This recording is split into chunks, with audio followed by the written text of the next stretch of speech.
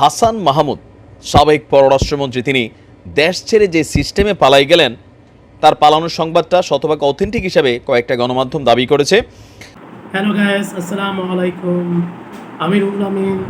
আজকের ভিডিওর বিষয় হচ্ছে যে হাসান মাহমুদ, আওয়ামী লীগের স্বরাষ্ট্রমন্ত্রী হাসান মাহমুদ, তিনি কিভাবে বাংলাদেশের এয়ারপোর্ট দিয়ে পালিয়ে গেলেন। এই ঘটনাগুলা নানান গুঞ্জনের জন্ম দিচ্ছে যে এই মানুষগুলো সবার চোখের সামনে কিভাবে এয়ারপোর্ট থেকে পার হয়ে গেল। তার মানে মনিটরিংটা থেকে এখনো কোনো সমস্যা আছে?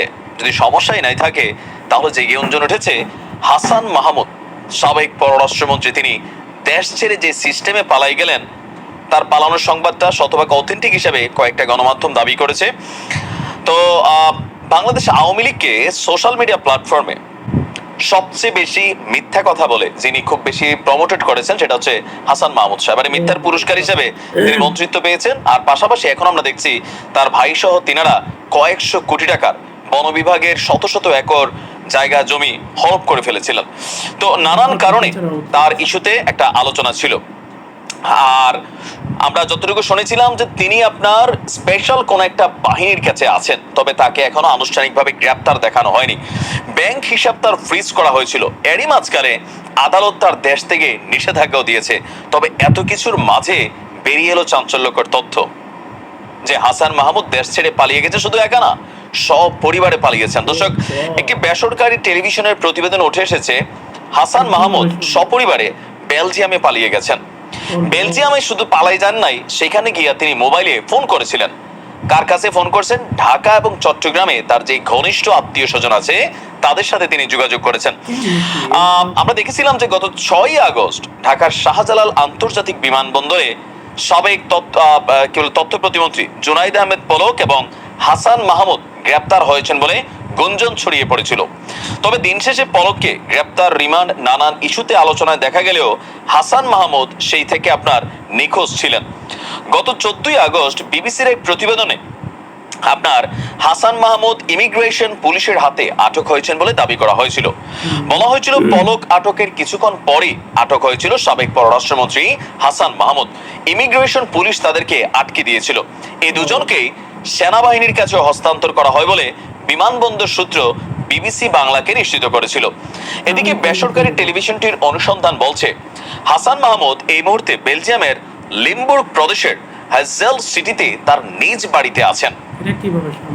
সঙ্গে আছেন একমাত্র ছেলে আর স্ত্রী নুরান ফাতেমা। তার মানে এরা দেখেন বিদেশে বেলজিয়ামে বাড়ি আছে।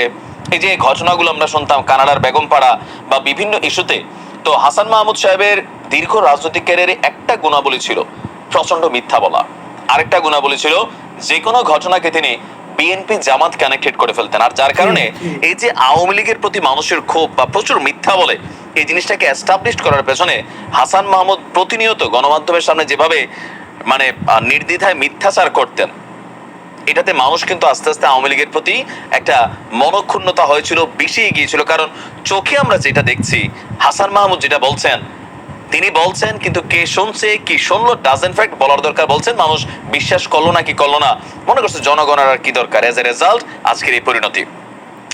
টেলিভিশন প্রতিবেদনটি বলছে হাসান মাহমুদ ঢাকা থেকে সরাসরি বেলজিয়াম যাননি। তিনি প্রথমে গিয়েছেন এমিরাতের ফ্লাইটে দুবাই, তারপর প্রথম জার্মানির ডসেলড্রপ বিমানবন্দরে গিয়েছিলেন গত 26শে আগস্ট বিকেল 2:45টায়।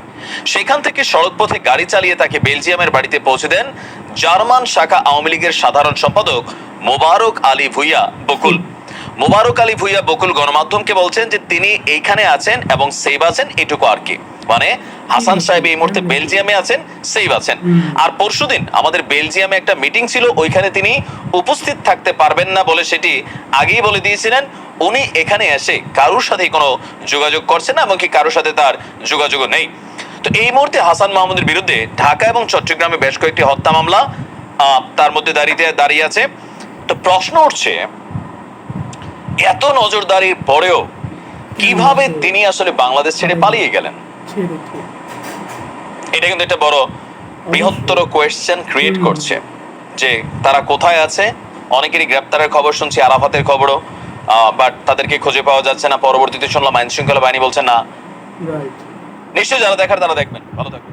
তো ভিডিওটা আপনাদের কেমন লাগলো জানাবেন। এবং ভিডিওটা একটা লাইক করবেন, শেয়ার করবেন, সাবস্ক্রাইব করতে বলবেন। এখন হচ্ছে যেটা বলবো যে মানে যারা এই সরকারের দায়িত্বে আছে, যারা উপদেষ্টা আছে, তারা কি করতেছে? তারা কি এগুলো নজরদারি রাখছে না? তারা কি এগুলো দেখছে না? তাদের চোখে পড়তেছে না? আইন শৃঙ্খলা বাহিনী, পুলিশ বাহিনী, আরও অন্যান্য যে লোকগুলো আছে, তারা কি করতেছে? কীভাবে পালি গেলো? এটা কীভাবে সম্ভব হইল? এটা কি কখনো মেনে নেওয়া যায়? কি আর বলবো, কিছু বলার নাই। মানে তাদের দিলাম আমরা, ছাত্ররা এতগুলো মানুষের জীবনের বিনিময়ে ছাত্র জনতা আন্দোলন করে তাদের এত ক্ষমতা তুলে দিল, এখন তারা কোন জায়গায় কী হচ্ছে না হচ্ছে কিছুই তারা দেখতেছে না। এটা সাধারণ মানুষ কীভাবে মেনে নেবে? এদের কপালে শনি আসতেছে, ক্ষমতা যে যার হাতে যায় সে তখন তার মালিক। এটা তো ঠিক না। তো আজকে আর কিছু বলার নাই। আজ এ পর্যন্ত, ভালো থাকবে। আল্লাহ হাফেজ।